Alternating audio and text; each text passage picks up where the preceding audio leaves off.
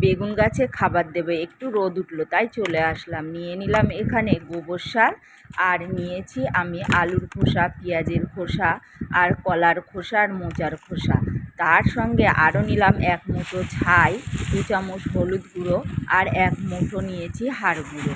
নিয়ে আমি এই খাবারটাকে কিন্তু ভালোভাবে মিক্স করে নেব, কারণ বৃষ্টি হচ্ছে, খাবারও দিতে পারছি না।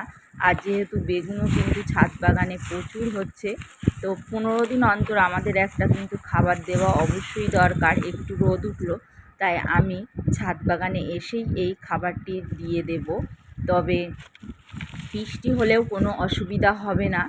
আর যদি গোড়ায় দেখবেন একটু শামুক বা কেঁচো বা কেন্ন যদি হয়, তাহলে একটু অল্প পরিমাণ ফিরোটান দেবেন। আর এছাড়া আমি বলেও দিয়েছি, বেগুন গাছ প্রচুর খাবার পছন্দ করে, আর বেগুন গাছে অবশ্যই মাসে একবার কিন্তু ফিরোটান দেবেন। আর কাঁচা সবজির খোসা দিলে কিন্তু কোনো ক্ষতি হয় না। তো এইভাবে খাবার যদি আপনারা বেগুন গাছে দেন, তাহলে কিন্তু প্রচুর প্রচুর বেগুন পাবেন। তা আমি এইভাবেই কিন্তু বেগুন গাছে খাবার দিয়ে থাকি, আর পরস্পর বেগুন গাছেও কিন্তু বসাতেই থাকি। এইভাবে আপনাদেরকে বলবো ছাদ বাগানে বেগুন চাষ করুন। আর আমি কিন্তু প্রচুর বেগুন হারভেস্টও করছি, গাছে বেগুন ধরেও আছে।